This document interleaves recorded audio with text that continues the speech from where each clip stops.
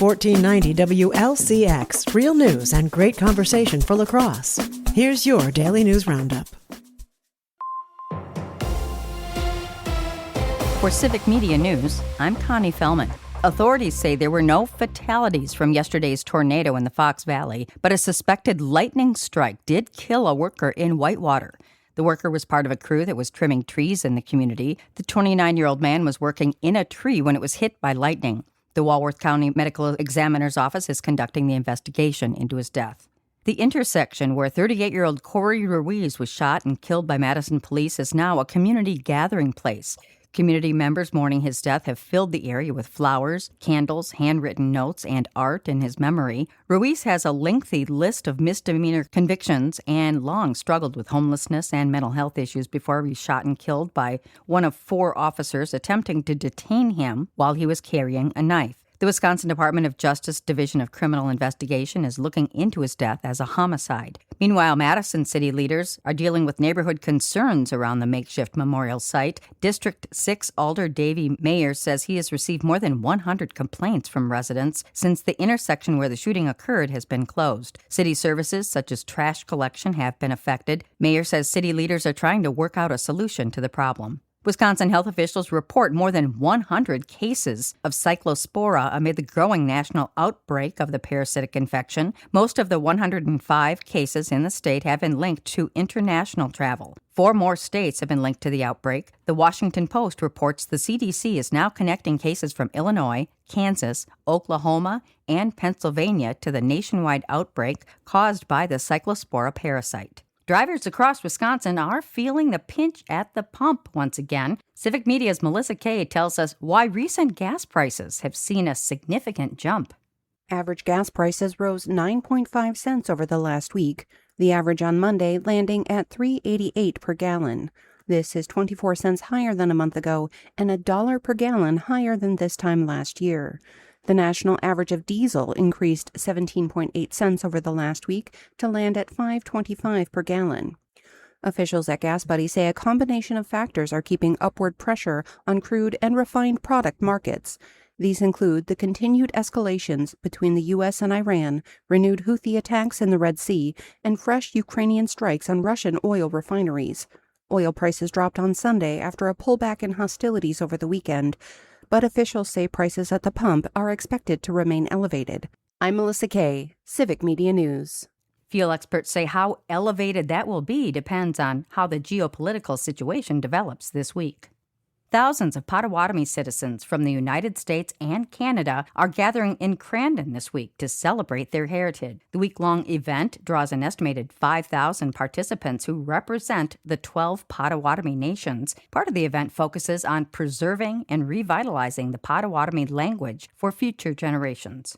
The National Weather Service has updated the severity of the tornado that hit northeast Wisconsin this week to a preliminary EF3 level. That includes wind speeds up to 140 miles per hour. They say the funnel cloud developed 2 miles northwest of Appleton and tracked south into Fox Crossing and Menasha before dissipating over Lake Winnebago around 2:22 p.m. on Monday. The National Weather Service has updated the severity of the tornado that hit northeast Wisconsin this week to a preliminary EF3 level. That includes wind speeds up to 140 miles per hour. They say the funnel cloud developed 2 miles northwest of Appleton and tracked south into Fox Crossing and Menasha before dissipating over Lake Winnebago around 2:22 p.m. on Monday. After that twister left a path of destruction throughout northeast Wisconsin, communities are coming together to help out those impacted by storm damage. If you'd like to donate your time, expertise, or supplies, Volunteer Fox Cities is coordinating efforts to help storm victims at the former UW-Oshkosh Fox Cities campus. They're looking for donations of food, water, and emergency supplies, as well as enlisting people for cleanup and recovery. Find more information on how you can help at volunteerfoxcities.org. Several area businesses are also collecting things like hygiene items, diapers, batteries, and portable phone chargers to help out the victims. Dairy Air Brewing in Seymour, Kalan Skin and Wellness in Appleton, and Coons RV in Swamico are just a few businesses collecting donations for relief efforts. The Wisconsin Department of Natural Resources is warning pet owners to be extra careful after a hunting dog was killed by wolves over the weekend in the western part of our state. Here's Civic Media's James Kelly. According to agency officials, the U.S. Department of Agriculture Wildlife Services confirmed wolves were responsible for killing a hunting dog in the town of Wilson on Saturday. The DNR is reminding dog owners to exercise caution in wolf-occupied areas and that those conflicts are more common during bear training and hunting season. I'm James Kelly for Civic Media News. You can find more information on wolf depredation on the DNR's website.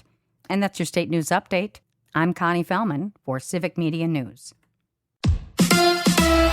It's the Brewers and the Giants today. Hi, I'm Mike Clemens with sports. The Brewers in Game 3 of their series in San Francisco. Their crew winning last night 8-2 over the Giants. The Brewers' Jake Bauers with a fractured big toe after hitting a foul ball off his right foot Monday night. So I guess felt the ball off it, couldn't really move, got an x-ray, showed a fracture line. At the time they weren't sure if it was old or new. Got an MRI and a CT scan this morning and the doctors came back and said that it was probably old and was already there. Bauers now listed as day-to-day. NFL, Packers training camp underway with practice in helmets and shorts for the first few days. In Pittsburgh, Aaron Rodgers is back with Mike McCarthy and was asked if this is his final season in the NFL. Yeah, this is it. Why is this it? I thought last year might be it. And then Mike got hired and I talked to the wife and she said, you can do one more year. That's Steelers quarterback Aaron Rodgers with Sports on Mike Clemens. That's your Lacrosse News Roundup from WLCX. Find more news anytime at lacrosseeagle.com. Subscribe to this podcast on Spotify, Apple, or wherever you find your podcasts.